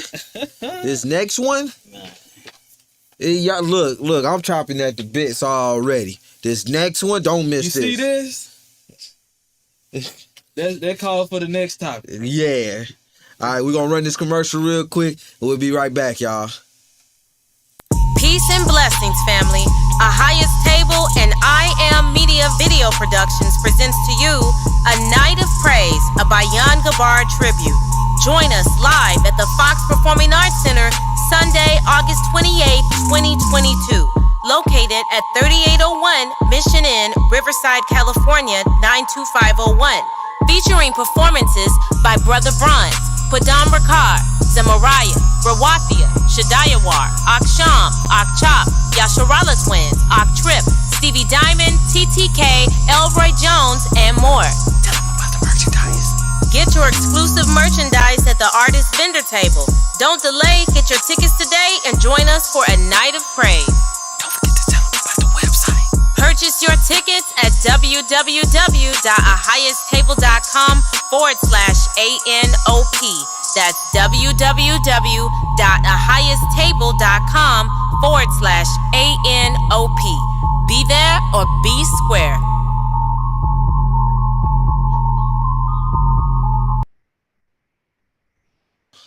All right, family. We are back. Make sure y'all get y'all tickets. It's right around the corner. Yeah. It's right around the corner. We about to turn. Look, bruh. We gonna turn up, bruh, for the Most High. For the one time for the Most High. Yeah. Yes, sir. And we would love to see everybody there. You know, take advantage of the time to give the Most High some praise. Because he's worthy of it, huh? Con. Hey, real quick, I know y'all see the little bubbles going on down in the in the screen. Y'all can donate to the cause, to the show. You know, anything would help, you know, make upgrades with the show or different things like that. Help the platform roll a little bit better, roll a little bit more smoother. So like I said, we got it down there. I'll run it right there again. For y'all, that's the wrong one. That ain't what we're running. That ain't what we're running now. And to answer your question, Sister Wiggins, if you've already subscribed to the Highest Table website, they're going to be giving updates in regards to live streaming, if there'll be some live streaming or not. So if for those interested in that aspect, go and subscribe at ahighesttable.com. Go subscribe. Go subscribe. Go make sure you go to a Night of Praise tab, so you can go to that. So when it pop up on a Night of Praise tab, you can subscribe through that tab. God. So last topic of tonight's discussion, we're gonna definitely probably have to do a part 2. I'm loving, and we may bring, definitely probably gonna bring you back, Absalom. So be ready, man. We're gonna see if we can get some of the older generation, get some of their insight on, some things that could better, and some good topics to speak on about black fathers in the household, and also their experiences of how things was during their time. You see what I'm saying? I think that'd be great. I'd rather soak in some of that, bro. I'm telling you. Say something about their time. It's crazy that if the statistics, and you can look this up. There's back when slavery was, in its fullest potential, there's more mother and fathers in the household then than it is now. There's like a 64% rate of single parents. If you think about that, back in slavery, there's more mother and fathers taking care of their kids than there is now at this day and age. And they call that women are being married to the government, because the government will provide everything that a woman thinks she needs. And there's a term for it, but it's married to the government. House, phone, car, food, to totally wipe that black man out of the picture. Well, don't that sound like the children of Israel? Ain't we the children of Israel? That's us. What we can't have, and what we have, we don't want. So now we're in an environment to where we can have that, and there's not as much interference. We don't want it as a whole. But when we couldn't have it, we died for it. But that's us, right? So one thing I will commend, and like I said, this is stemming to this topic, and like I said, it's still this, y'all. But I'm seeing, I ain't see your elbow high. It's still, I'm seeing black young brothers trying to play a role in the children's life. That it has been an uptick on that, right? Social media wise, right? At least they doing it for the gram, right? That's what I'm seeing. But what we're speaking to, we need more in household. They need to see mama and daddy together. All right. But statistically, black fathers are playing a role nowadays. And I think it's becoming, and that's maybe because it's popular. They don't want to be labeled deadbeat dads now. Right? Now, y'all brace yourselves, especially y'all brothers. I got daughters too, right? So this topic. So I wanted to give some good shout outs to some of the brothers, but it's still, we need to get back under our father. And we need to hang in there with the mothers. If you made it happen, keep making it happen, right? But now we have a situation that we're about to show y'all of, the guy, he's playing a role. But I want to ask y'all this question from these pictures, and I'm bracing y'all and audience, bracing y'all. I don't know the full, but the pictures say enough. Is this acceptable as men? Man, just show the picture. All right. Brace yourselves, brethren. Yeah. Here we go. Y'all see that? Is this acceptable, family? This is a mother and father. What? I mean, a father and daughter. That's a father and daughter? Yes. This is a father and daughter, y'all. Is this acceptable? How old is the daughter? About at least 12. She look like she about 12, 11, 10, whatever. But y'all can only imagine. Y'all see all them responses to it. I'm gonna go ahead and tell everybody else that what going on here? Is this his daughter or his little girlfriend or something? Now check this out. But that's his daughter. I ain't think about this until now. Yeah. Excuse me. Look, somebody already said hell no, but who the hell took the picture? Okay, now I'm gonna give you my honest. Why isn't that acceptable? That's his Brother. daughter, man. Okay, but check this out. I can't do the lips. We ain't doing all that. Nah. But look at, I think what threw everybody off. Look at the hands behind the head. Yeah, I was gonna say that's the only thing that I can find, because it's the level of confusion. But yes, a a lot of daughter, confusion. Yeah, it's like, real sensual. Personally, me, I'm very, like, with my daughters. My daughters, when they grow up and get married, them being affectionate will be the least of their husband's worries, because I'm very affectionate with my daughters. More so because I know what it's like not to have. You know what I mean? So it's like, I don't shy away from me losing so much so early and gaining so much with having all those daughters. And when they see daddy, they know out the rip. When they see daddy, when daddy walk in the house after work, it's a hug and a kiss. If it's not a hug and a kiss, it's a problem. Like, they daddy, but they already know. You know what I mean? Every time they call me, they get into the age now where the younger ones, are old enough. The second to the youngest old enough. She called me every day while I'm in this truck. And every time my daughters get on the phone, call me on FaceTime on the phone while I'm at the phone call always end with "I love you." So it's full of affection. That's right. Because one thing that our women in the time that we living in now, they struggle with showing affection, because society has taught them to be the opposite of what they were created to be. Instead of a soft, soothing spirit, they was brought up to be hard.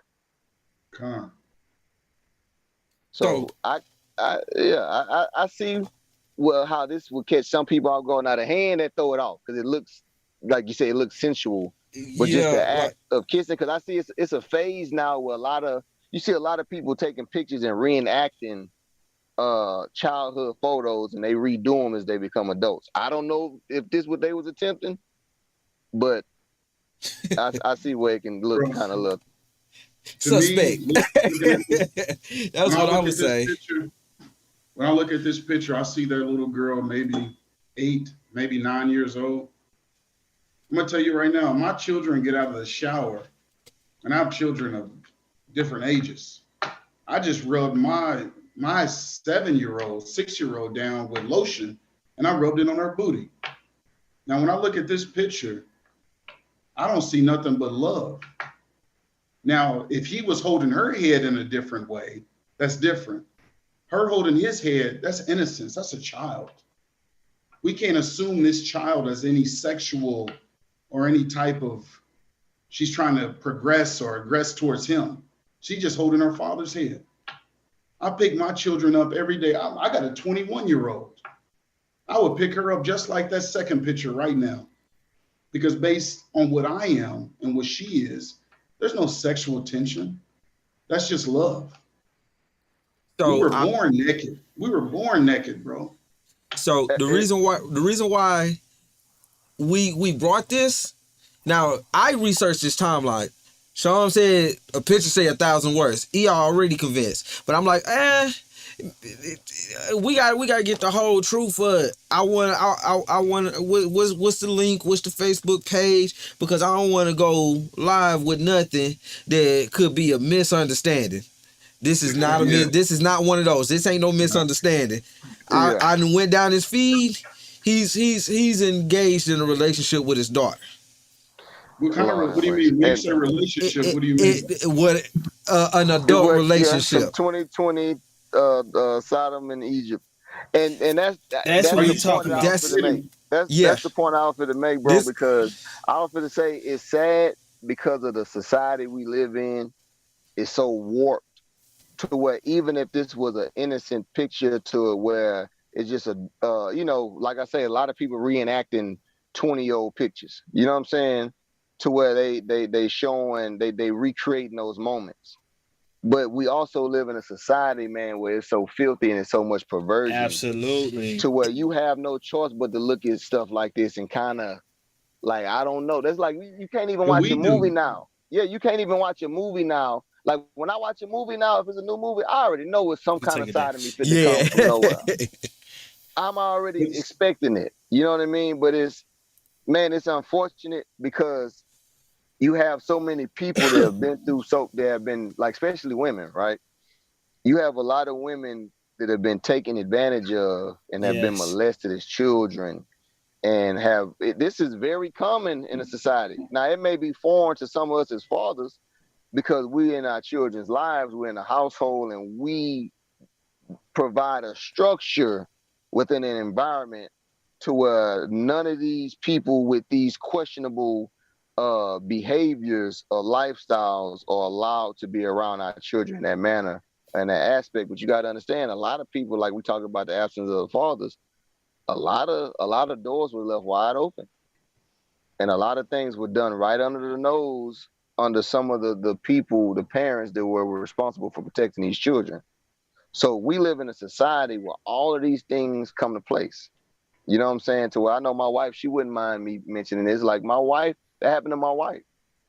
And it took her a while to adjust to where, I'm a man that where this didn't happen in my household because there was structure in the household. And even at 13, when my old man passed away, and then my mother a few years later began to date, and, you know, if there was a man that would come around, we had one sister. I'm the youngest. To where there's been times to where a dude attempt to even talk crazy to my sister. And in Texas, we grew up learning how to deal with guns lawfully first. We grew up hunting.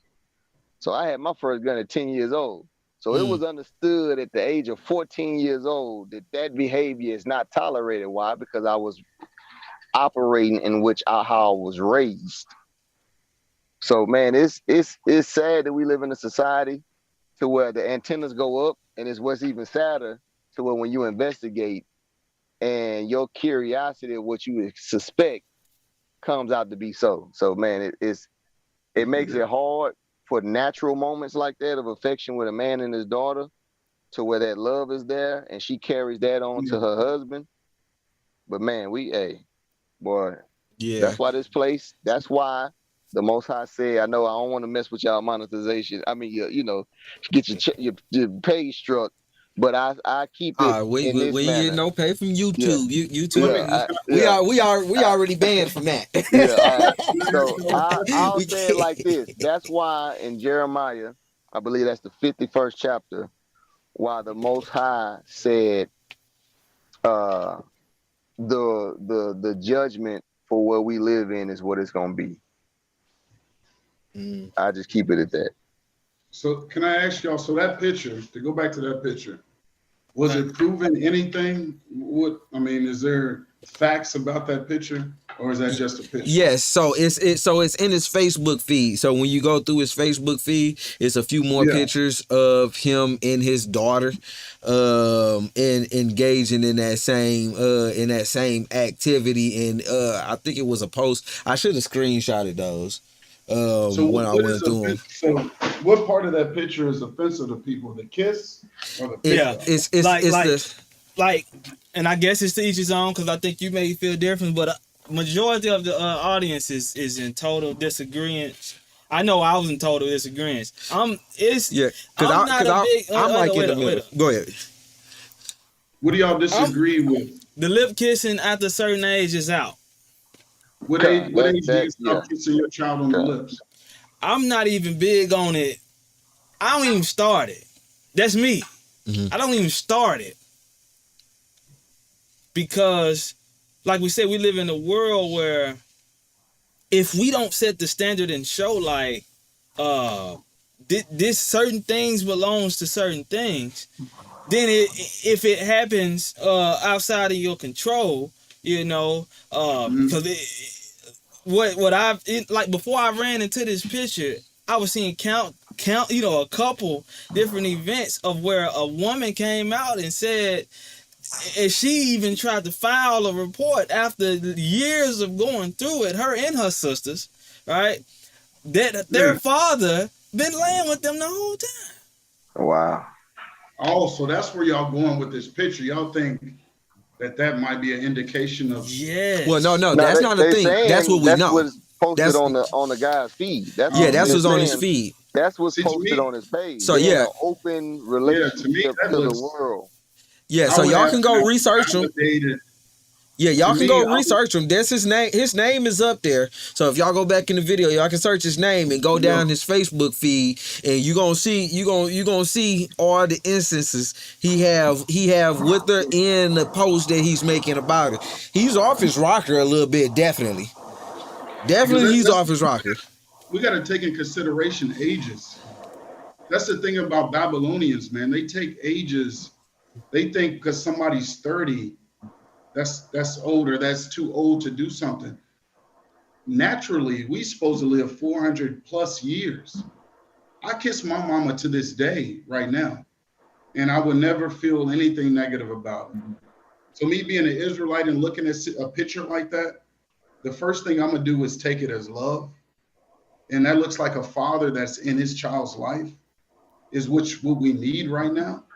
So unless they convicted him or arrested him or she went to the police, I'm gonna look at that picture and be like, that's one father. Because based on statistics, there's less fathers in the households than there is. That looks like a father to me who is taking care of his daughter. And she's obviously comfortable enough because kids will tell you. That's why in court right now, they ask, where did he touch you? Kids will let you know if they're uncomfortable or not. So that to me looks like a father that is in his child's life. But yeah, you gotta look at it like if that's going on in the house, and it's a norm. It's a norm if that's going on in the house. Nobody's telling her that, hey, that's wrong. You gotta think about, she's still a sponge. She don't know left from right unless they teach her left from right. We were speaking about that earlier in the show. Without us there, they don't know left from right. But the point that I'm making with that, like even with me, like cause like earlier in the ages of my children on up to probably about like, I say when they walking is it'll be like a kiss on the lips type deal. But then after that, once they start gaining the contents and different things like that, like my middle daughter, my second daughter, I had to stop her because she wanted to kiss me like how mommy kissed me. I'm like, no, you cannot do that. But mommy do it. How old is she, bro? My daughter's 4. She'll be 5 now. I just stopped her probably about like a year and a half ago because it was like, hey, look, you can't kiss me how mommy kissed me. You are not mommy. Like even she, like real quick, cause like I call my wife Big Mama. Now I'm open up with y'all. I'm open up with y'all just a little bit. I call my wife Big Mama, and she called me Big Daddy. So that's what we do at the house. That's what we do at the house. But it is what it is. Everybody got their own pet names and different things like that. I'll get to a point real quick. You're saying your 4-year-old can't kiss you on the lips? Not how my wife kisses me. Not how my wife kisses me. Like, okay, so say for instance, I'm locking lips with my wife. Like you said, you show affection to your wife in the house in front of the children. No, she hey, it's a peck and that's it. Don't try to lock lips with your I'm your daddy. Don't try to lock lips. But they locked though. Yeah, don't try to lock lips with your daddy. They was locked. She's like holding. Like, I understand Absalom to an extent, but I don't. This one of them things we don't agree on. That's not happening. Yeah, nah, I see, and it's crazy because it's a two-edged sword, right? To where we walk that thin line of, hey, we live in a society where that's been missing for men being in their daughters' lives, period, to show affection to them. But we also live in a society, man, where like we said earlier, there's a lot of perversion and there's a lot of craziness. Right. So as parents, you have to draw that line because I'm in the same zone with Chop. Like, my daughters at a certain age, they kiss daddy, peck daddy on the lips, but they get to a certain age where they got to stop, right? And even my wife was the first one to step in because of her experience. You can't take away somebody's experience. Like, with my experience of going through what I went through as a kid, I'm like, hey, life is short, da-da-da-da-da-da. I might not be here by the time you get to this age, so I'm going to deal with them a certain way. With my wife, you know what I'm saying? Well, no, they need to know to where, after a certain age, it's not okay whether if it's daddy or whoever, to kiss a man on the lips like that does not, for protection mode. You know what I mean? Because there's some sick people out here. Right. So we live in a society to whether we coming back to our heritage, but we also got to be honest and realistic of what type of society we live in and what type of environment and world we live in and our children live in. So we still have to be proactive and instill certain things in our children to where, just like we talked about with Master P, where it's certain parameters set to protect our children once they go into the world where all the big bad wolves are. It ain't trying to be righteous. It ain't trying to keep the commandments. It's not trying to operate in an upright manner.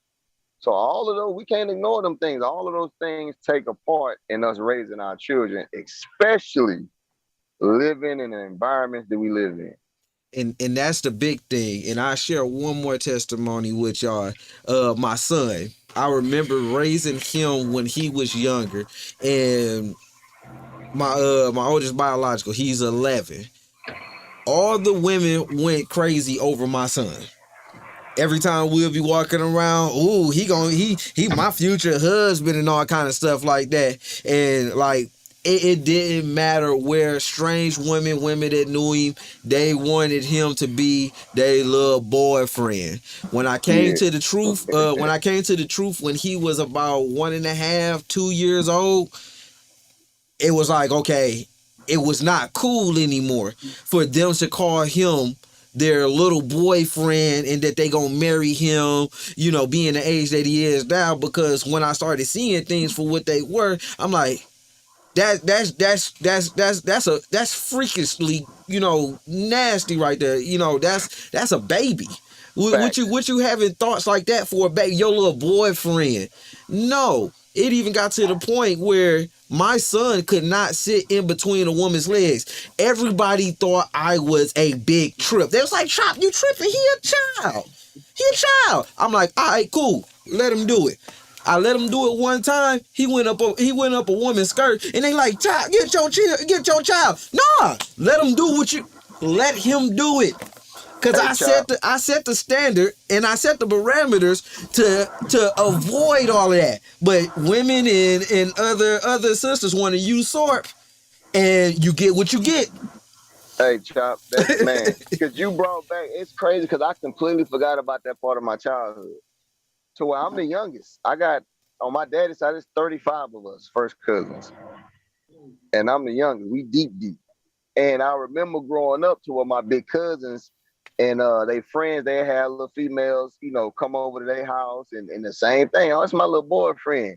They give you a kiss on the cheek and all that little stuff and put that's basically like downloading the spirit of a whoremonger within that child.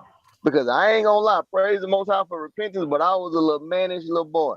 You know what I mean? And looking back at it, that had a lot to do with it. Because now, they tell, oh, he's so handsome, you're gonna have all the women. They downloading stuff within that child's psyche. To where at a certain age, granted, I seen my daddy come home to one wife. I seen my grandfather come home to one wife until they left this earth. But you getting these outside influences downloading your head to where you've been hearing you're going to be a player your whole life. To where at some point in time, there's some confusion there and you really think that's what it is and you try to be that. So that you hitting that chop you on the money with that, because that you have to cut some of them things, the occasion for some of them things, because of the environment we live in. It throws gasoline on that type of fire.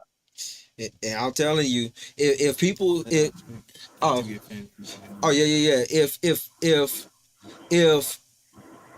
women and women, please don't think that I'm attacking. If these things are not heard out as far as a man being in the household to protect certain things, we see certain things as men. We've dealt with certain things as men. We may not express everything from A to Z, but when we express A, B, and C, know that we know all the way to Z if we expressing it. Absalom, I know you've been you good on that topic, man. Anything else you want to speak on that? Cause this is one thing to address to you, right? One of the comments, this I think this Kowal, right? Kodak Black is going around grabbing his mother on her behind, talking about that's his queen. That's something that's a thing that they got going. Egyptian culture. I saw that. Why you think in Leviticus 18 chapter where the Most High told us, forbid us from doing certain acts of the other nations, and one of those laws was that type of conduct with your parents? You see, and that's what some people, and I grew up where people was like, that their child is their friend. My child ain't my friend. That's my child. No. That's my child. Not at all. That's it. They not my friend in a sense like me and Sean. Now we know that we if we do righteous we could be hopefully like Abraham and be called a friend of the Most High, but it still ain't that. Hey, nah. It's still them boundaries, and that's what the aim is with just seeing what's going on with this picture, and lo and behold, finding certain things, how the brother was operating. So we still pray for him, things like that. Hope for he seek the Most High. But the point of bringing this out was us as the fathers in the households. We have to be careful with our authority and make sure that we're doing it righteously. Bro, definitely. We are held accountable. So, we brought up after 12 years old that child is held accountable. So for 12 years, that's why it's so important. You are held accountable for your children. Anything your child does, you as a man is held accountable. Mm-hmm. That's why whether they in the house or not, right? Whether they in the house or not. That's why I brought up the garden. I can grow a seed and there could be weeds all around it. Weeds will destroy a fruitful harvest. It's up to me as a father to pull those weeds. If I don't pull those weeds, of course, you're gonna turn out like Kodak Black. Because there's no gray area. It's That's either right. we're praising the Most High or we're praising Satan. Satan has a plan implemented to where it's so strong. If you gone for a weekend, next thing you know, you get a phone call, your child is locked up. You've gone for 24 hours. That's why the scripture says, let me see which one. The scripture, Deuteronomy, it says, teach that child at all times. When you're walking by that child, when you greet that child in the morning, that's how strong a father has to be. That's how strong Satan is and his entities are. That as soon as we lax a little bit, next thing you know, my child is Kodak Black, grabbing my mama's booty. That's outrageous, bro. That's outrageous. And I'm gonna be held accountable for that. Like it talks. Oh, my bad. Go ahead. My bad. Oh, go ahead, brother. Go ahead. Nah, because you made me think about it. You made me think about Sirach, the 30th chapter. Right? Yeah, so like I say, we too cool with as a society. I ain't gonna say we because as a society we too cool. Because in Sirach, it keep it straight up. It tell you don't give a child much liberty. That's all it means. Ain't no closed doors, ain't no privacy. No. You know what I'm saying? Don't give a child much liberty. It tell you bow down that child neck while it's young because it will become headstrong when they get older. You laugh too much with that child is gonna cause you sorrow and to cry at the end. That's right. And that's what that being friends. Ain't no way a child supposed to smack their mama on the butt. And we live in a society. So how many times you get on social media and the mother will have a son, no father in the picture, and be like, "This is my king, my first love." There's no way. And it's some bull crap going on there too. Exactly, because that's giving a false reality.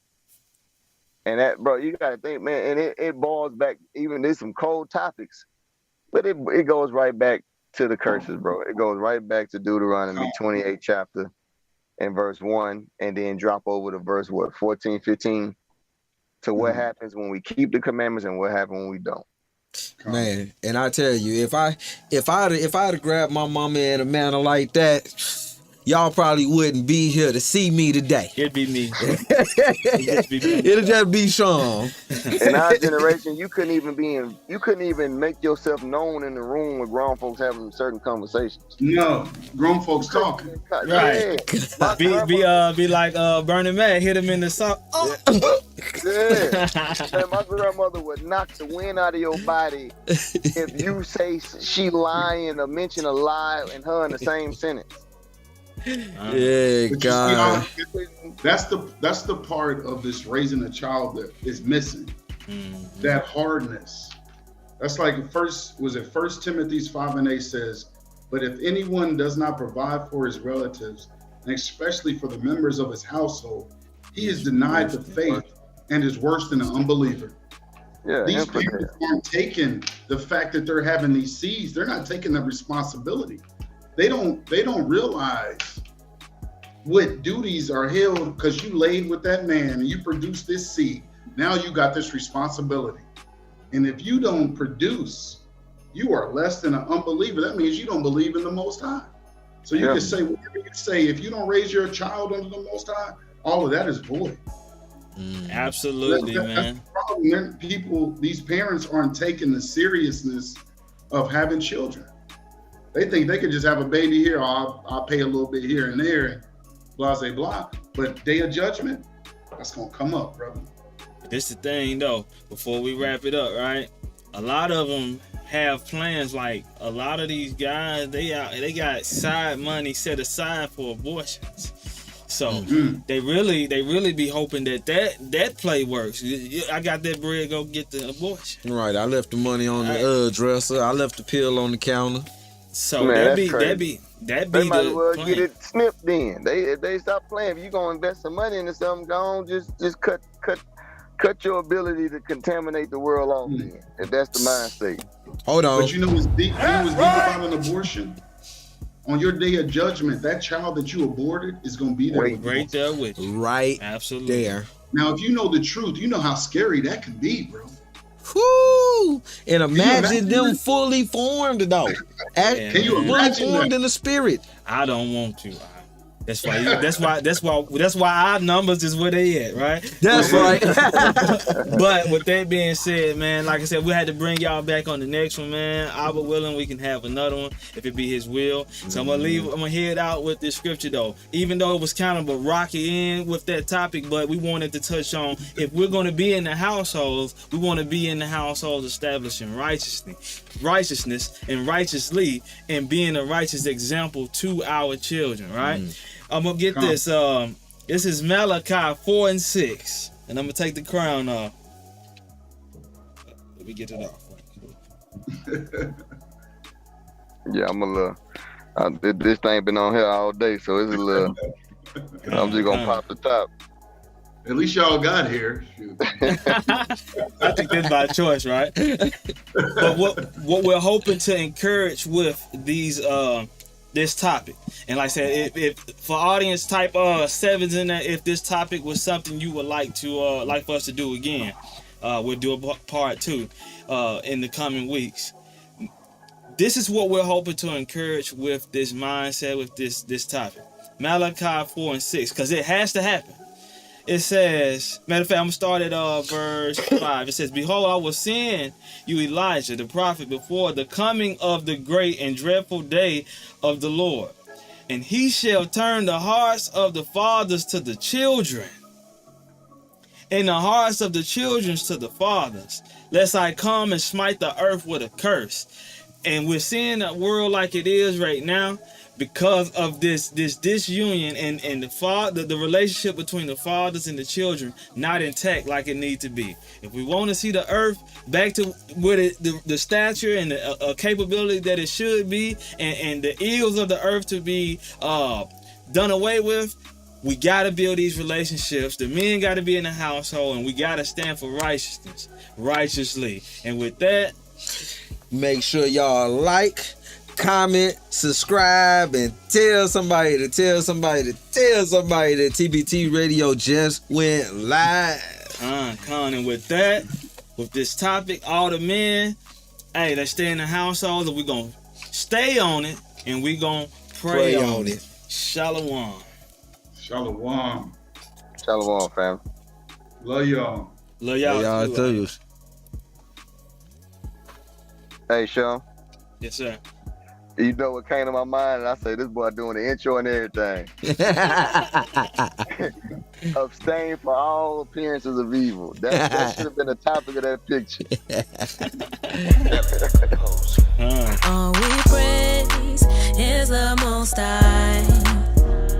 All we want is to enjoy our lives. Ain't no stress and ain't no pain. Seeking that eternal reign with Christ.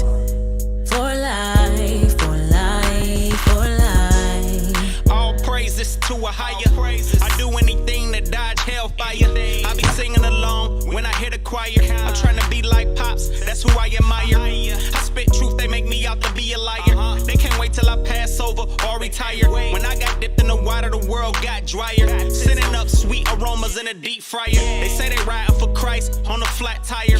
Mockers and scoffers using satire. All because I'm trying to walk like the Messiah. Walking like Yeshaya got me walking through the fire. Of my being, I give it every fiber. In person and cyber. I killed that old man, cadaver. Jake of all trades, MacGyver. Is the Most High. All we want is to enjoy our lives. Ain't no stress and ain't no pain. Seeking that eternal reign with Christ. For life, for life. Seeking eternal life with the Savior. We'll sin whenever in and I bring ya. I just want a little bit of peace, yeah. While sipping on the long tea, yeah. He said he got a mansion just for me, yeah. No more locked doors, ain't no thieves here. No hating your neighbor, ain't no need here. No more sorrows, ain't no tears here, yeah. Say head, shoulders, knees, toes. Blessed by the best, boy, you already know. Say head, shoulders, knees, toes. Dressed for the wedding, boy, you know I'm about to go to the coast like I'm a boogie on down. Yeshaya coming back, ain't nowhere you gon' turn us down. Turned up, aiming for the crown. 1,000 years of rest got me screaming out. All we praise is the Most High.